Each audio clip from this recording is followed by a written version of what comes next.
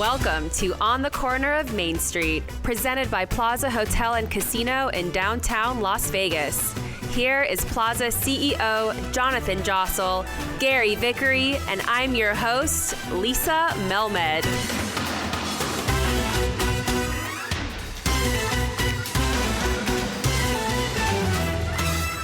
Hello, Jonathan, and hello, Gary. We're back in Oscar's, about to open. I'm having a drink and a burger. How are you doing besides that? Doing great. There's a lot of things happening in downtown Las Vegas right now. Very exciting time. We're going to talk about the former mayor shortly, but we went to the mayor's state of the city, and what a time to be in downtown. All the things that we all dreamed about. People living down here, people working down here, people playing down here. Mm-hmm. It's becoming a real downtown. Yeah, there's a new hashtag down for anything, DTLV. I love that. Oh, the campaign. The new campaign. Yes. You're down for anything when you come downtown. A few mentions about everything we have going on Main Street during that. So the exciting. reimagination of Main Street was mentioned in the State of the City. She talked about pickleball. Mm-hmm. She mentioned pickleball. It got one of the few cheers. It's not the kind of thing you cheer at. Sure. But pickleball got a few laughs. And yes, a lot about the Pink Box Donuts, a lot about the Carousel Bar, the new patio, and smoke-free casinos is all the rage. We will see how that goes. But it'll be a hit. We did, speaking about Pink Box, we did go to the parent company's Bagel Mania and saw a bagel eating contest. Question for you, Gary, because I doubt you know the answer. Giant bagels, big solid bagels. Regular bagels. Regular bagels. A plain not giant. bagel. No, but they felt like they were bigger. But okay, regular bagels. Okay. Whole, not like hollowed out or anything like that. Whole bagel. With a smear of cream cheese. What do you think you could eat in 8 minutes? How many whole bagels full could you eat in 8 minutes? 3. 3. Too rich? Okay. Well, interestingly enough, the average was probably around 8 to 9, but one guy ate 17 3/4. And I took over, and the line was set. I should have known better. I didn't think it through, but the line was at 29.5, as Johnny Katz reported in the. Well, I was thinking of the Nathan's hot dogs. Could you dip them? Could you dip the Yeah, bagels? they were. No, they weren't dipping them. They were.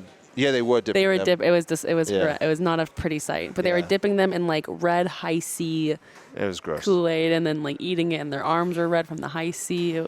Anyway, it's going to be great because we're going to do a donut eating contest downtown, and the people on Fremont Street are going to go crazy for it. How many donuts? Let's make a bet right now. How many donuts do you think they'll eat it in? Let's say 8 minutes. What kind of donut? A glazed, airy one, or like a cake? Probably a Glazed, like a traditional donut, glazed with a hole in the middle. Probably, yeah. I'm not going to say more than 17.5. You'll get sick. No ways. I'm going to say 30. More. I'm going to say 30. Because they're easier to chew. See, Because they're just like smushier. The Yeah, donut, those- they were chewing hard. The bagel. Okay. All right, I'll go with 25. Let's go right in the middle. What are you going to say, Jonathan? I'm worried about. There's going to need to be medical here that day. I'll go. I like 25. 25 safe, but I'll. Wait, you said 25. Yeah. What did you say? You can't both say 25. I'll go 24. No, you stay 25. I'll take 23. All right. It says diabetic coma Oy written vey. all over it. Yeah, not good. Well, I think it's time to do a giveaway. Yeah, we need to make the podcast bigger than Joe Rogan's. We need to overtake the number one podcast in the country. It's time. We don't talk about politics and vaccines. We talk about Vegas, and that's more interesting than those two things. So we should have the biggest podcast in the country. It's growing nicely, but it's time to make it the biggest in the country. So what are you going to do, Lisa? All right, so here's what you have to do, and we'll talk about what you're going to win afterwards. Leave a review on Apple Podcasts. Take a screenshot of that review and post it on either Twitter or Instagram. Tag us at Plaza Pod. Bonus points if you tag at Jonathan Jostle and at Lisa Fire. And on Twitter, G Vickery, and on Instagram at Vickery Gary. Wow, you guys are making this really easy. Yep. And then you will be entered to win. What are they going to win? The grand prize will get a 2-night stay in one of our penthouses. Wow. That's very generous already. Dinner for 2 at Oscar's Steakhouse. Wow. 2 brand new Plaza Bomber jackets. Wow. If you're in town, why not let them just come to a dinner series? They can sit with me. Wow. Really? Yeah, we'll Okay. make it happen. If it works on the dates, Okay. as our guests, Two seats with you. 2 seats with me. All right. And then we're going to bring them on the podcast? Yeah, if we're recording in that time, that's the tough part. But Yeah. we'll try to make it around. So we're doing a dinner series and a recording. Okay, I was like, well, it's too much work, but now you're making them work, but it's worth it. It's worth the. It's worth it. Oh my gosh! Yeah. If For the timing penthouse. works, it'll be or even for amazing. just the dinner, series, and even to be on the corner. Well, of what Main you Street. could do, what we could add is if they come during April 26, 27, 28, we'll include them in the Oscars dinner series then, and some grand opening festivities for all of our venues. Okay, but we're flexible. If you can't come that time, we'll still honor it. So leave a review on Spotify, take a screenshot and post it on Twitter or Instagram, tag @PlazaPod, plus the other ones, and then And also make sure you're subscribed. oh, absolutely, subscribe to the podcast. Subscribe, leave a review, post it on Twitter and Instagram, and come live like a boss. Easy peasy. All right, well, speaking of living like a boss, today we have the boss of bosses, Oscar Goodman. It's so good to have you here. It's great being here, Lisa. I'm here with my friend Johnny and you and the gang, and it's wonderful at Oscar's Steakhouse. I'll tell you something. This steakhouse is really on fire. You had a good month, huh? Or a good year. I'm not even talking about a good month or a good year. Just as recently as last night, I was over at the Mob Museum giving a talk, and one person after another, one couple after another came up to me and they said, we just came from they think it's my restaurant, that we just came from Oscars and we had the greatest meal in the history of the world there. Wow. And then we hear you and you gave a great talk over here. It was just like going to the dinner series. They were so happy, I can't tell you. Wow. Well, it is yours, so you should. Hi, everyone. Good to be back. It is your restaurant. Well, I feel like it's my restaurant. What do you mean it's yours? I have a kinship with the restaurant, but I have to behave. If I don't behave, it maybe take it away from me like a naughty boy. For Oscar, 2023. I learned something new about you today. Oh, I learned that you don't drink martinis in the rain. I don't drink. Well, that's not true. If you're driving. I drink a lot of martinis in the rain. As a matter of fact, the rain energizes me to drink martinis. But I don't drink and drive in the rain. I don't drink anything. I won't even have a beer and get on these very slippery roads here with people who do not know how to drive. They're all from California, probably. Probably from Southern Cal, driving up here in order to endanger our community. But we'll straighten them out. They'll just come right up to Oscar's. They'll order a drink at the bar, another drink at the bar. They won't know where they're going when they leave Oscar's. Well, he isn't drinking today, so we might get some good context, some good subjects out of him. How do you like that? He liked his own joke. I thought this was the worst joke I ever heard. And Me too. can we get back to the restaurant? The restaurant is great. We have a dinner series coming up February the 8th, Right. and then we are getting ready later on in March, early April, to open up the patio out here. Oh, boy. Which is couldn't be more exciting. Johnny, when people see this, they're going to get so excited about it. You keep on surprising me with what you've done with the restaurant here. It's really phenomenal. I mean, it's like a world-class restaurant, blending old Las Vegas with modernity, if there is such a word. And what you're doing out there is it's bigger than I ever dreamed it would be. It's right over Fremont Street, in essence. Folks are going to be able to see everything that's going on in town. I don't know whether we're going to be able to fit people in the elevator and the escalator. They may have to fly up here. Well, and somebody did write to me on Twitter. Actually, a few people have written to me over the last few months about Oscar's not being open Monday, Tuesdays. We are working in March to get back to that. The issue has been we have a great team here, Yes. a very loyal, dedicated team, and we're Correct. trying to find more people to join that team and Right. make sure they're the right fits. And Well, so far you've done a phenomenal job. Thank You you. know, it's almost, I feel like calling them out and giving them a hand when we have the next dinner series. We have a great chef. The only problem with him is he's a little shy and does not assert himself. Perhaps if I were the chef, I would be babbling the whole time and telling people how you wouldn't great- be a chef then. great my food is. But he's a great chef. And today I spoke to him, and he's just grateful to be working at Oscar's with us and having a good time. And then we have Ryan, who is the manager, and he does a phenomenal job. No. Yvonne is the general manager. Ryan's the food and beverage director of the Oh, well, who's above whom? Yeah, well, Ryan's the big boss, but Ivan is the general manager. Okay, well, Ivan's the greatest. He Yeah. really is. And Ivan went, and people should ask Ivan when they come up here, or ask Courtney, who works with him, to take a peek inside my office. His honor office is right behind the bar. Yep. And it has a lot of memorabilia that you can't see anyplace else. It's all unique. It's from my law practice. It's from my days as the mayor.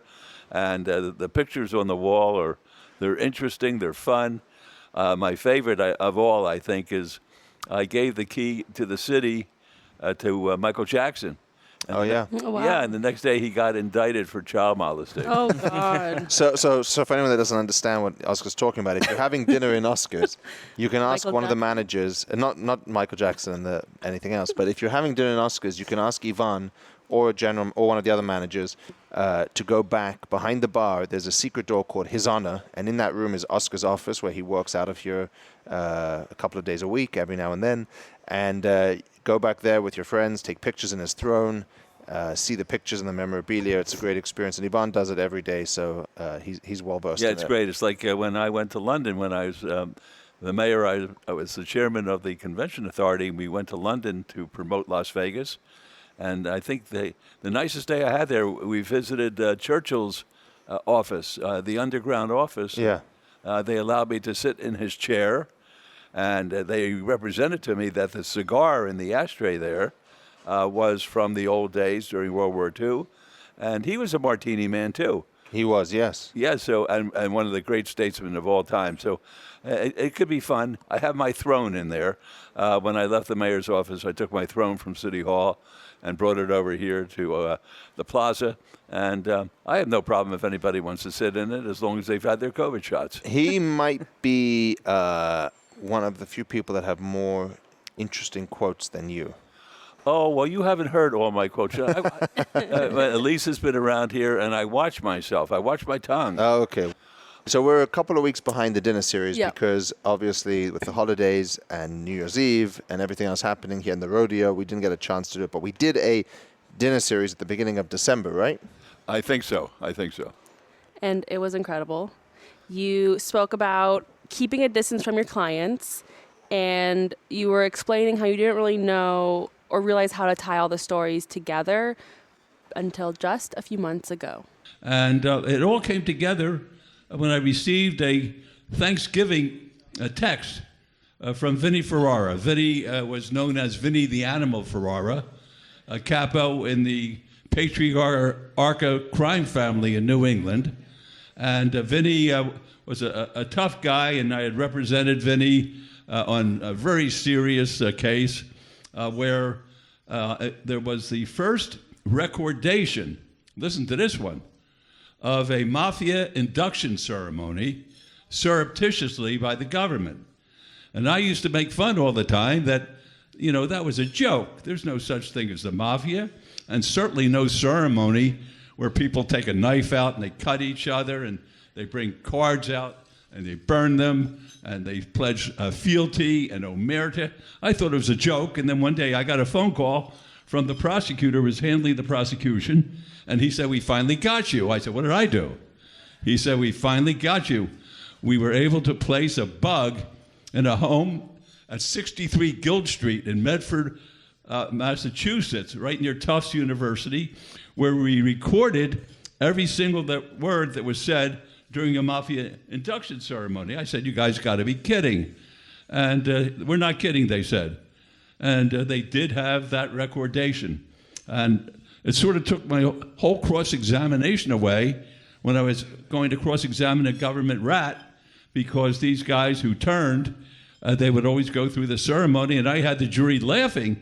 I said, "You mean to say that grown men were taking out a knife and puncturing each other and swearing that they're not going to tell on each other, and if their mother is on her deathbed, they're going to leave the meeting because these are things that nobody ever dreamt of?"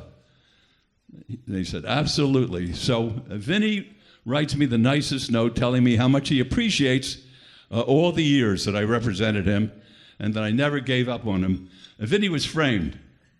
And, I see the smiles coming. Joe Asher smiles. He says, you say that in every speech you make that somebody was framed. Well, it took us 18 years to prove that he was framed. And Vinny did 18 years as a result of some rotten prosecutor up in Boston who said that he was told by another informant that Vinny participated in a particular murder. And the cop who was involved in the investigation said, I can't live with myself. And he came forward, and they were able to prove that the informant had lied in order to help himself. And we were able to get a Vinny out after doing, imagine this, 18 years for a murder that he didn't commit. And he sent me this beautiful card thanking me, and it made me say to myself, I never even had a dinner with Vinny Ferrara. I never even went, Oscars wasn't here at that time. I never had a dinner at a place which was half as nice as Oscar with Vinny Ferrara. And there seemed to be something wrong with that. And why didn't I have that dinner? Because of my wife. My wife told me, don't become your client. That's what she always said. She said that the government feels you're the consigliere for the mafia, that you're a paid mouthpiece for the mafia, and don't give them grounds to go to a judge. You'll lose your credibility. Just don't socialize with these people. Well, I had no chance to socialize with Vinny, but it seemed wrong when I was involved in the first wiretap case or bug case involving the mafia induction ceremony ever, and I hadn't even had dinner or lunch or breakfast with my client, and there seemed something absolutely wrong with that. And I started to go through the other cases that I had involving different principles of law, and a pattern was being developed, a connectivity, and I couldn't figure this one out. Why on all these important cases didn't I have dinner and socialize with my clients? And the answer was easy, because I did not want to give the government any fodder or a judge any reason to say they're always right about Goodman. He is the consigliere. He is the mob's lawyer, and we're going to make sure that we're going to get him as well. It's interesting because it was a monumental moment as far as my practice was concerned. I used to make fun of the government putting one of their rats on the stand who would testify as to what the mafia induction ceremony was all about, with the knife and the card burning. And the knife meaning when they cut them, they made them bleed. Right, they made them bleed. They made them swear that they'll not tell on each other. The concept of omerta, that if their mother is on their deathbed and the boss calls them, they'll leave their mother and go to the boss. And apparently that's what the ceremony indicated. But the thing that I really learned was these clients of mine, and there's a reason I liked them, there was something charming. There's something, no matter what they were charged with, and as we said earlier, Vinny was framed, and the cop lied. We were able to prove it. It only took 18 years to do it, but it's a good thing that we were able to get it to the point that it was, because they were looking for the death penalty in Connecticut. The trial was outside of Connecticut, but had he been found guilty, Connecticut was going to go after him for killing 3 people there, and he swore to me that he did not kill 2 of the 3. Now, but the judge got a kick out of him because he was so human. And this past holiday season, he sent me an email, and I didn't even know it's on my phone until we started talking about it today. And I'm going to read it because I think you'll. Hold on, this is an email from who? From Vinny. Wow, where is Vinny? Excuse me, where is he? Yeah. He's living very peacefully in the Massachusetts area. Oh, wow. And in business. Is he in the Black Book? No, it's a Black Book. Don't get me started on the Black Book. No, we're not talking about the Black Book. We've covered that subject. Oh, don't get me. Hold on, Vinny. Why doesn't Vinny come visit us? Oh, he has to come visit us. He should come to a dinner series. He should absolutely come out here. You get a kick out of him. Now, does this sound like the kind of guy you'd like to be friends with? It sounds like that way to me. He says, "Thank you so much for remembering me, and to you, Christmas wishes, and the best of the holidays to you and your wonderful family as well. May the ensuing years bring you an abundance of joy, peace, and great health. Your inspiration to our friendship. Happy New Year's, Oscar. Love and big respect always. Now, it doesn't sound... What was your email to him? I wished him a Happy New Year. That's so Could Vinny Ferrara come to the opening of the patio? Are you sure he's not in the Black Book? I'm positive. Can he come to the opening of the Black Book? Of the opening of the patio? But you can't embarrass him. I mean, you have to... Well, he'll kill us. Well, Oy vey. put it this way, I would not participate in an I'm embarrassment. not embarrassing him. Why would I want to embarrass him? No, but if you invite him, saying that Oscar thought you might really like to see the restaurant and the new addition, that would give him cause to come out here. Yes, Okay. I think he'd love to come out here. awesome. Just before we move on, two things I wanted to say was we didn't introduce the dinner series subject. Normally we have a subject. The reason is this time it was just called Odds and Ends. Yes. Short stories by Oscar. So that's why it was. We didn't have a subject. It was a mishmash. You just talked about whatever you want to talk about. Which, by the way, most time on your subject, you just talk about whatever you want to talk about anyway. It doesn't matter so- what the subject is. Right. It always comes up. I do have a. Oh, Go you ahead. have a second point. No, I just want to say an interesting thing about Omerta. Do you remember that when we were designing this restaurant, we wanted to do a speakeasy in the back Yes. called Omerta, Yes, and Omerta meant code of silence, that's right? correct. And instead of Omerta, we went with Simpatico. Yes, big mistake. It's still we can still change it to I a... agree. I think Is that what And the you know patio what we is going should to be do? called? we Johnny, could call the patio the Omerta patio. we should have an induction ceremony into Omerta. Who are we gonna, We won't allow anybody into Omerta until they go through our induction ceremony. I like And that. I would be happy What is to it? conduct it. Drink 2 martinis. Oh, we have to... Oh. No, let's not tell everyone yet. No, What's your we have, question? we have to Lisa? figure Okay, it out. I want to know about Nicky Scarfo Jr. taking care of your mom, and that was an exception to the never dine with your clients rule. What? Well, that was my mother. She dined with my clients. Okay, I'm not through with Vinny's story. We were opening up the Mob Museum. I think I had left the mayor's office at the time we opened it up, and Carol and my wife was there for the opening. And I heard from Vinny. He was in Boston, and he said, I just got out. I'm coming to Las Vegas. I'd love to see you. I said, Vin, I got a very busy day. We're opening up our Mob Museum here. He said, can I come? I said, the public's invited. So I go over to the Mob Museum, and I look out to the sea of people, and there's Vinny waving at me. And I said, come on up here, Vinny. And Vinny came up, and he said, can I go in? I said, certainly. It's open to the public. And then he came out, and he said, Oscar. I can't do the Boston accent. He said, Oscar, I am very unhappy. Well, you don't want Vinny unhappy. I don't care what he did or didn't do. You don't want Vinny unhappy. I said, what's wrong, Vin? He says, my picture's not on the wall. I said, I think we'll be able to rectify that. And now we have several pictures of Vinny on the wall of the Mob Museum. What about a picture of him here? I would love to. Oh, he would be so happy. I don't know what we're going to do with the background of our new expansion here, but we might want pictures of, we might ask these people who are of interesting characters for photographs and put those on the wall. Was that the That's last a time great Vinny idea. has been in Las Vegas? No, he came out 2 or 3 other times. He has some very nice friends who get comped out here, and he likes Las Vegas. He doesn't gamble, but he just likes the ambiance of Las Vegas. He likes a good meal. As a matter of fact, he had a couple of restaurants in the Boston area, and he loves being out here. So I'm sure he would accept the invitation. Awesome. That'll be great. Just remind me. Okay.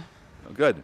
I want to hear about the story about Nicky Scarfo Jr. taking your mother out to eat, even though you have a very strict "don't dine with the clients" rule. Yeah, but I had a strict rule. The judges weren't going to be sitting on any cases that my mother was involved with. It was me who wanted to appear to be like Caesar's wife, beyond reproach. So I did not go out with them unless there was a party, of a victory party. I had no problem with that. We win a case, we go out, we drink, Those must have been fun nights. Oh, they were the best. We cheer each other. I wish I could have gotten some of those. Oh, they were wonderful. They were wonderful. What was the best one? Or what was like the one that stands out to you? I think one out here of all places. At Oscars? No, Oscars wasn't. Yeah. Oscars didn't come into being until rather late in the game. It's 11 years old now, and it was a mess before Johnny took it over and made it into the restaurant that it is today. And Thank you. Mr. Zabdowicz he knew that it had to be first-class A1 restaurant. He's the owner of the plaza, or else I told him I would have one of my old clients arson it. And True story. He knew the reputation of my old clients, and he made this into a beautiful, beautiful restaurant. But my mother was not elderly; she was in her 80s. To me, that's a kid almost. And when I was trying the cases in Philadelphia for the Philadelphia alleged mob, the Scarfos took such good care of her. They would pick her up at her apartment, drive her to the courthouse. She'd love to go into court, and then they'd take her to dinner, and she'd love to have a nice Italian dinner. And I cut it out after a while because Nicky Jr., whose father was the alleged head of the Philadelphia mob, he was eating at a place called Dante and Luigi's down in the Italian section. Great little Italian restaurant, been there forever. And somebody came in with an automatic machine gun and put 8 bullets in him, I believe. Oh my gosh. None of which hit a vital organ. And he recovered. He survived? Wow. No, he recovered. He recovered enough that he is now in prison doing time. Your mother wasn't there at the time, was she? No, but that's what I was worried about because with the various shootings that I've been involved in around. Wait, what? No, a little bit of action. I've been fortunate to escape it as well. As a matter of fact, most of my clients were very smart. When they went into a nice restaurant, they sat with their back to the wall so they could look out and see who was coming into the restaurant. I mean, that's your clients. But even today, a lot of people that have PTSD from war, or people even I don't blame them. People in Metro don't want to sit with their backs to doors. I don't blame them. Wow. It's pretty. Yeah, it's nice. But I'm conscious that Oscar's is here. Chelsea, Danny are behind the bar getting ready to open. So we got to, Oscar, either you got to start drinking or we got to get moving so that the podcast doesn't run into operating hours, because this bar is going to get packed as soon as the doors Well, open. as well it should. Yeah, they'll be waiting outside. As well they should. How was your mom's dinner? It was all good? It was It's fine? always good. It's always good. My mother, she moved out here. I'm sorry that the restaurant wasn't here when she lived here. Yeah. She passed away in 2004. Oh, I'm sorry. And she's 93 years old. She had a great life. Her mind was sharp as a tack. Wow. And she exercised every single day. She swam and she did her push-ups and everything. And she taught blind people how to sculpt. That's amazing. Got her PhD degree when she was in her late 80s. Wow. Which gives you Wow. an idea of what kind of woman she was. That's very impressive. I messed up. No, you're good. Okay. The next story you told was about a couple of firsts. Does everybody remember Jimmy Shagger here in town? Well, Jimmy was a monumental gambler. He gambled with both fists. He also was a monumental drug dealer. And he imported more drugs that sank their way over here and more planes that carried drugs that crashed on their way over here. But he was giant, and when he would go into a gambling establishment, they couldn't wait to take his money and to take his bets. And he was arrested and tried and found guilty for drug smuggling. And he was housed at Leavenworth in the penitentiary there. And there was an effort that I could get Liz, his wife, to talk with him in order to prepare for an investigation was then going to take place involving the assassination of Judge John H. Wood Jr. in San Antonio. And I had to really go out of my way to get a judge to sign authority to have Liz get into the Leavenworth prison, into the visiting room, having it emptied so there would be complete privacy between Jimmy and her. And I was able to do that. And Jimmy went in chains, and Liz came in, and they began to write. And you could hear the little writing on a microphone that had been placed in the table where they were seated. The government put a mic in there in order to overhear conversations between another one of my clients who was at Leavenworth. And it was, they were recording, and Jimmy didn't know this, but I have to go to the restroom. So Jimmy writes out to her, well, I told you that I wasn't going to kill the judge. I was going to have the mafia do it. So don't worry about it.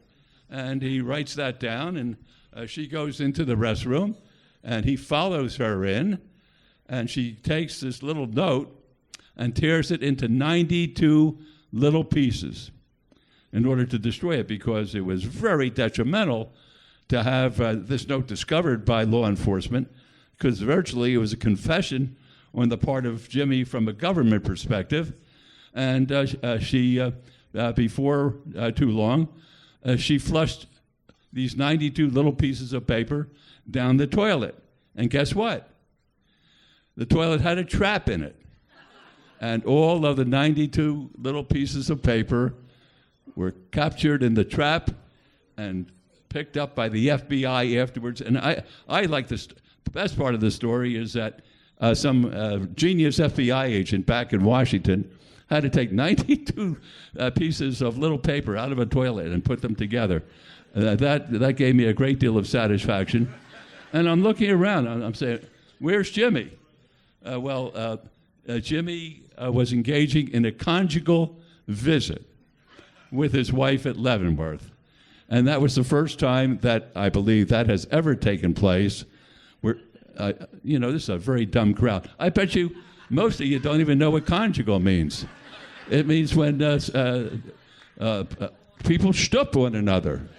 And unless you're Jewish, you probably don't know what shtup means, but you're getting an idea. I could tell the more you listen to me, the more you're understanding this.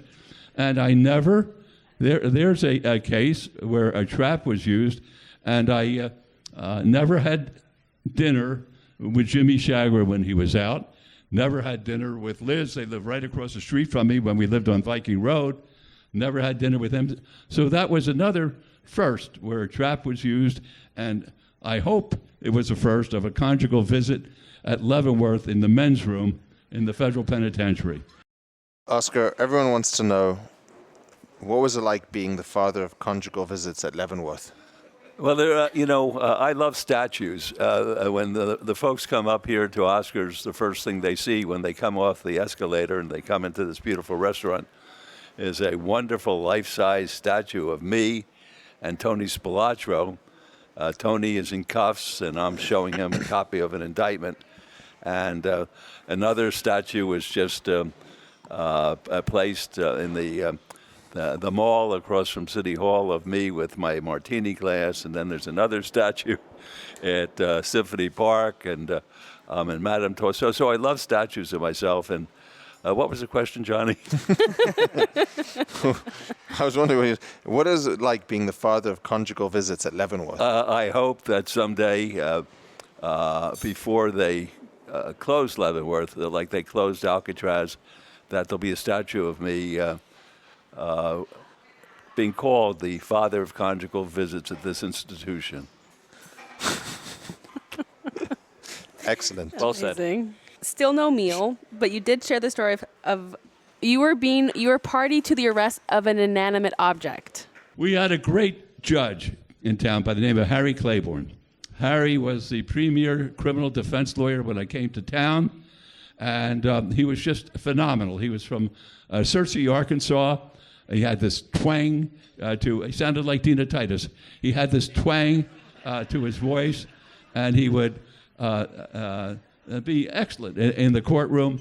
You couldn't have a better lawyer, somebody who could marshal the facts better than anybody and present them to a jury. And Harry had his office down here on 3rd Street, and I was walking back and forth as a young lawyer, and I'm saying to myself, I'm not a bad lawyer. I had won 3 cases right in a row with the public defender's office. Had a good clientele. I was winning cases left and right. And I see this line there. And I'm saying to myself, I got to find out what this guy has that I don't have. And I went up and I said to a fellow standing in the line, I said, why is everybody waiting to see Harry Claiborne? I said, I'm not a bad lawyer.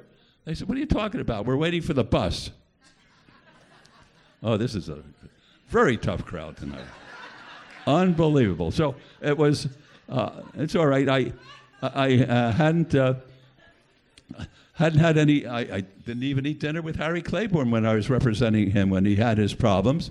But I did represent him on this very difficult case involving the horror master up in Carson City, Joe Conforti, who was testifying against Claiborne on a very venal case involving bribery.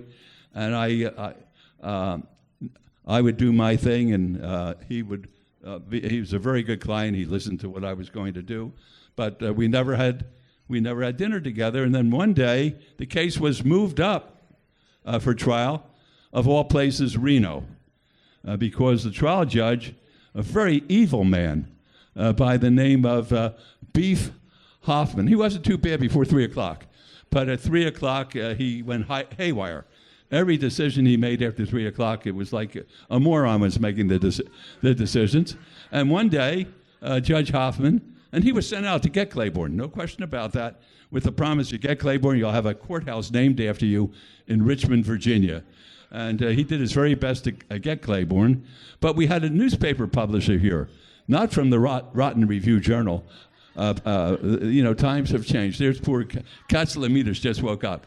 He realized that there was another newspaper in town at those times. You may even have worked for it.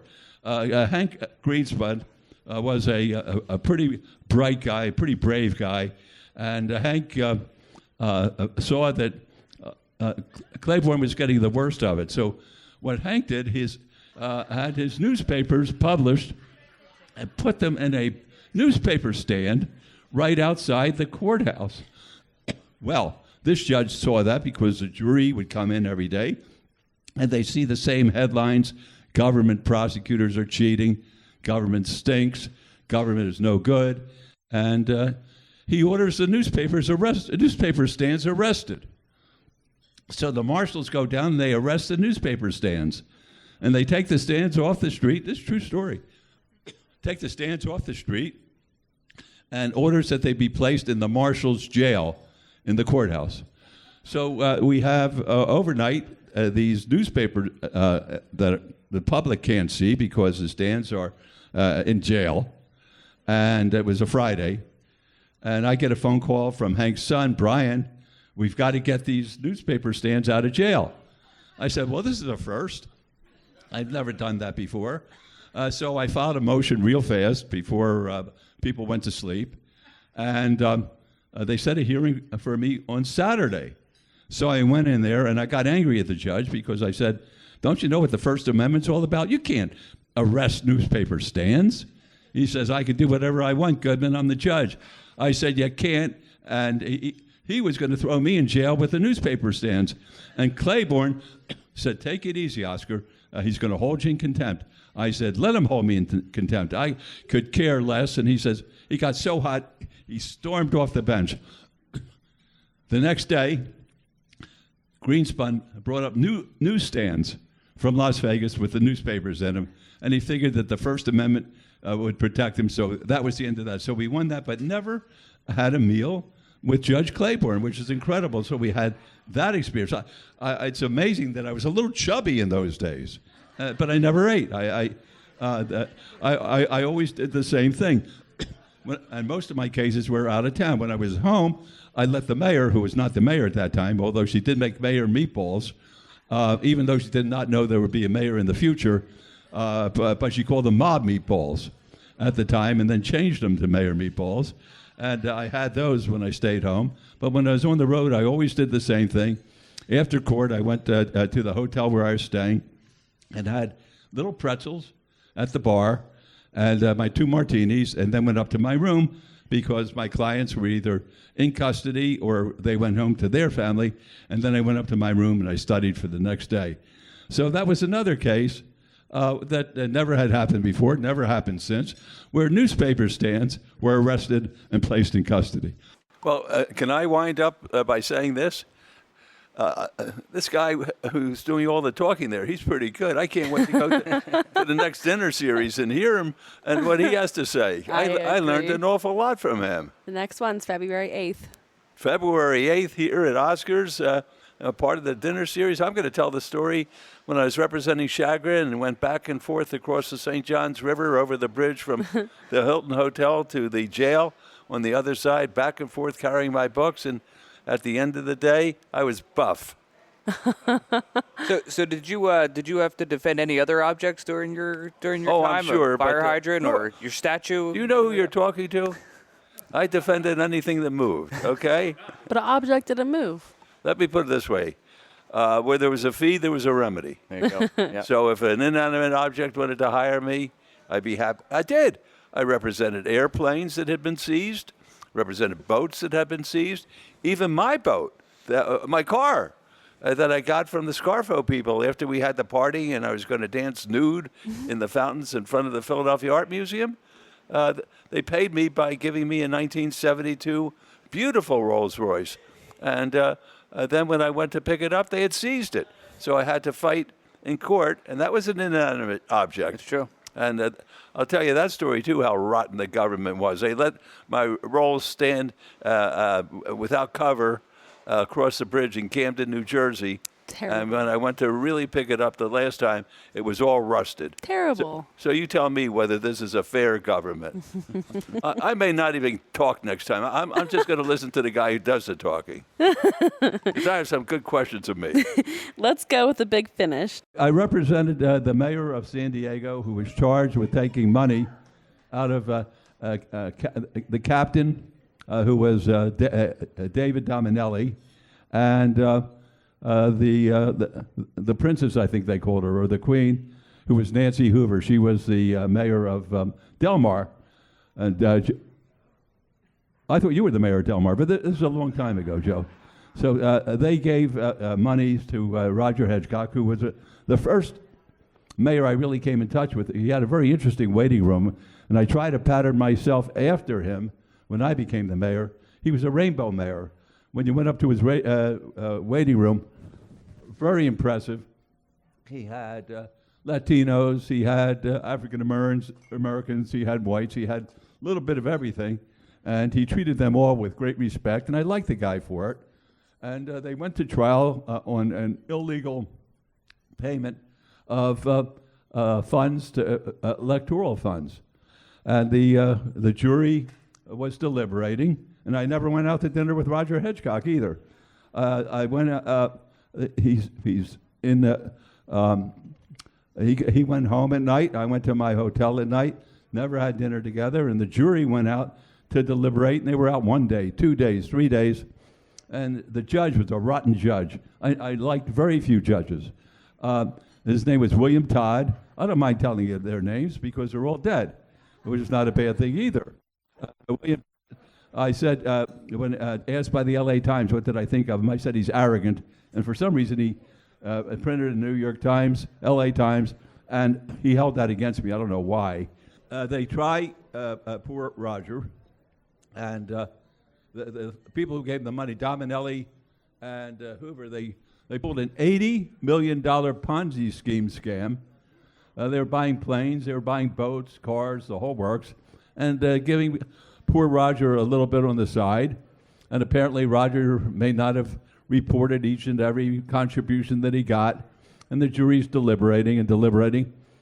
And I have to believe that this rotten Judge Todd and his bailiff conspired, although I have no direct proof of this, to make sure that this jury goes home someday. And he wanted a conviction so bad of poor Roger.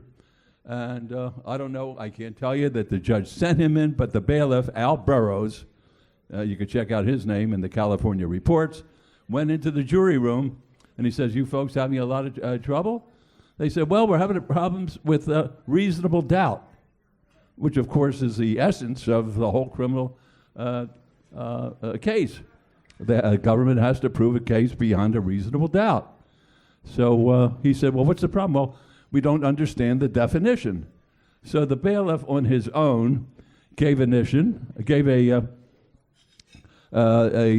definition of it using a hat similar to Patrick's, a black hat with white on it.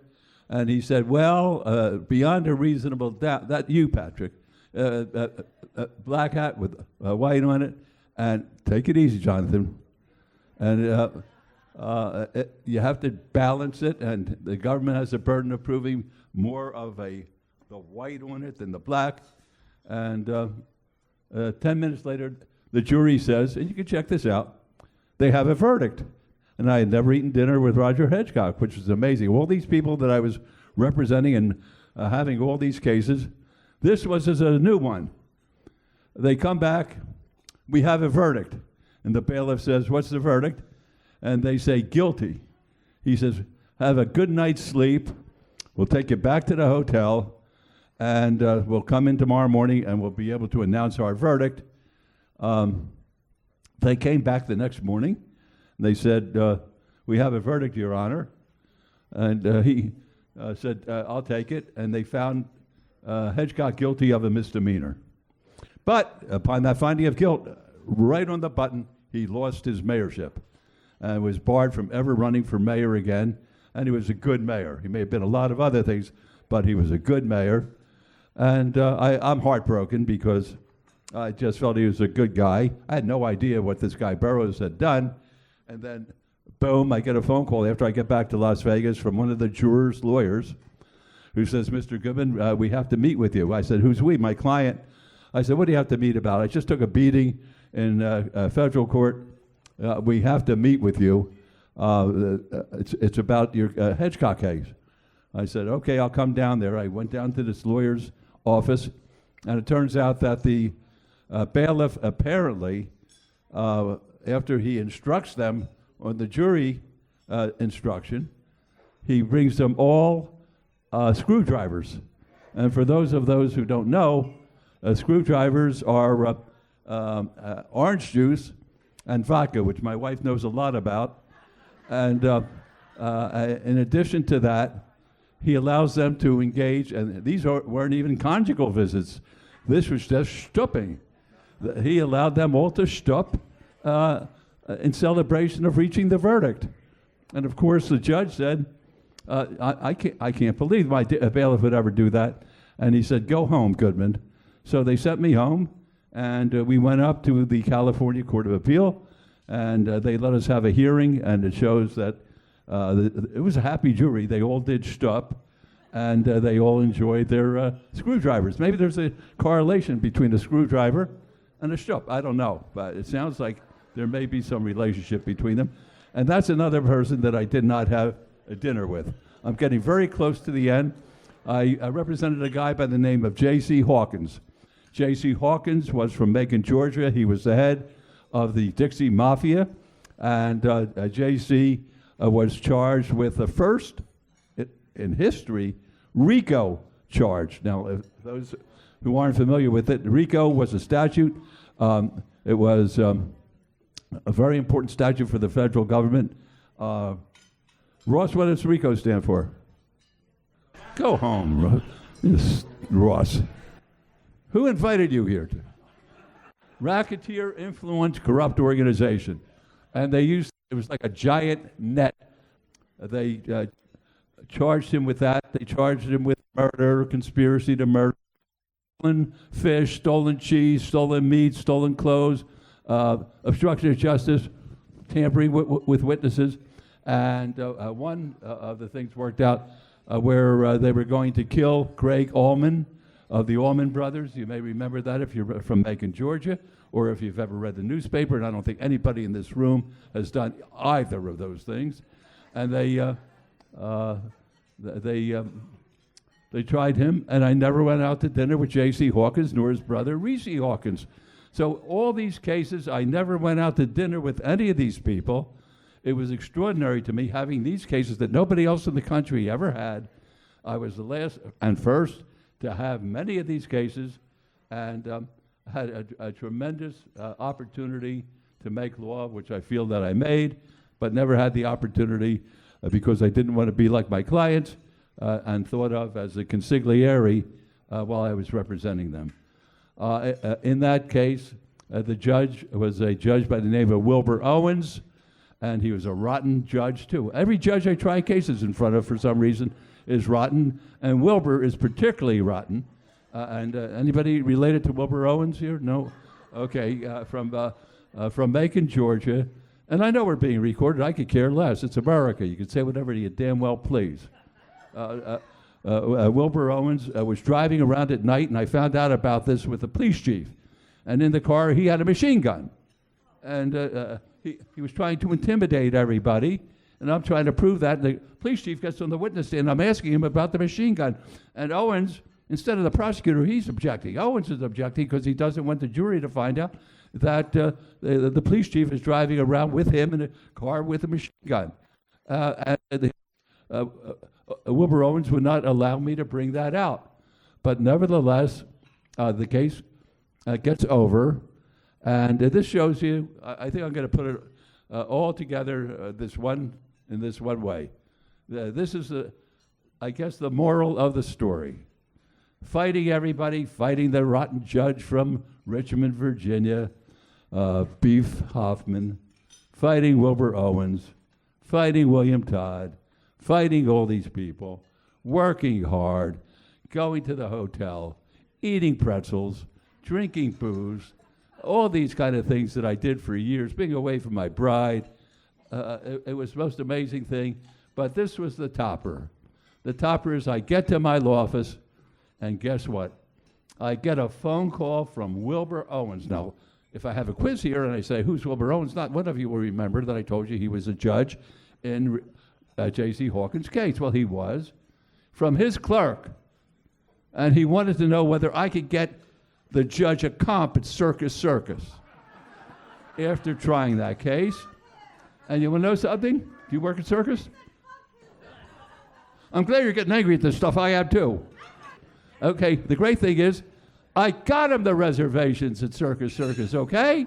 And you want to know something, Johnny? He sent me a gift, a bag of peanuts.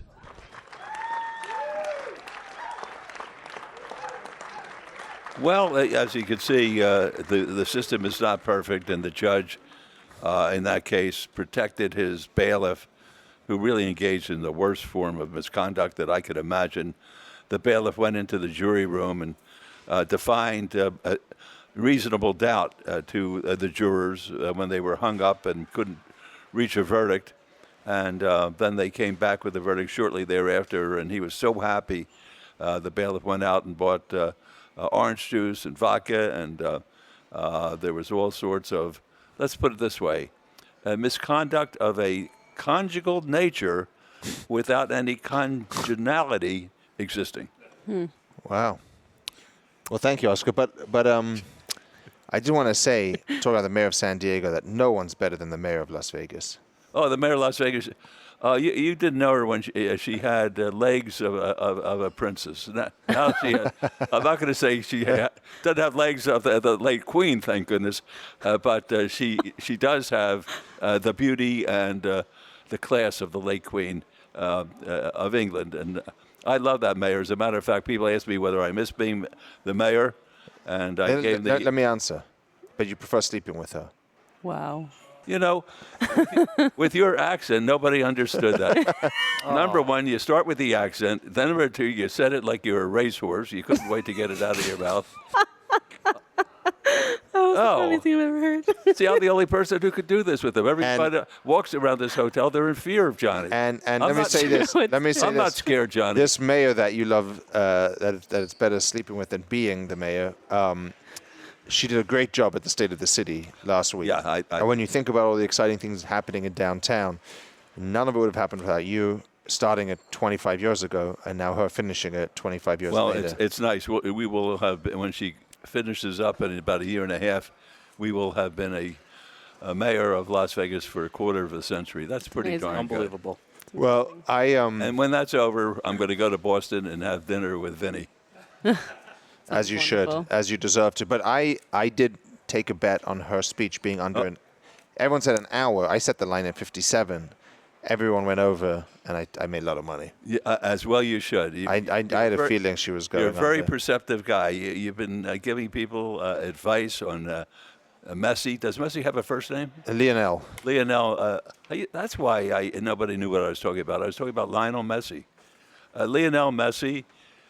They've been giving people picks as far as the. I gave you France. You gave me France. They're all close. They're all close and no cigars. You gave me the Los Angeles Chargers. Thank you. Thank me. Thank you for calling me out. You know, we live pretty close to one another. He must have heard my cursing. I mean, the only thing I was waiting for was for my wife to go to the supermarket before I let loose. I cursed Johnny. He has no idea. He wanted to know why I lost my energy. But anyway, thank you. The state of the city was excellent, and the new campaign that they launched is very cool. I like it. Your picture's in it. Yeah, I wanted a speaking part. Well, there's only one speaker. I know. It's not me. I wasn't sure. But anyway. Well, speaking of bets, we have an amazing amazing offer from William Hill. They, listeners, the first 40 people that visit Plaza Rewards Center and mention the word On the Corner of Main Street podcast will get a William Hill Sportsbook $5 future free bet. This is limited to the first 40 people that mention the podcast word On the Corner of Main Street. Well, that's Oscar, not. you got to go do that. No, that's not enough for me. $5. Oh, I thought you said 500. $5 little dollars, grocery dollars? Forget about it. You could win a lot of money with $5. That's true. You could put on a 60-1 shot. Or you could have a 15 team parlay. No, it's got to be a futures bet, she said. Well, a parlay. Yes. We could bet a futures market. So like an outright market of a futures market, I think is what it is. Oh, I have no idea, but forget about it, folks. Just come up here and get drunk. Amble up to the bar and ask it for a $5 martini, and they'll not serve you with Bombay Sapphire, but you'll get enough to make you happy. We'll be back again soon, but in the meantime, please rate, review, and subscribe. Tell your friends about On the Corner of Main Street, and of course, follow us on social. On Twitter and Instagram, it's @PlazaPod, and on Facebook, find us at Plaza Podcast. Or go right to the top and tweet Jonathan @JonathanJossel. We'll see you next time from right here on the corner of Main Street.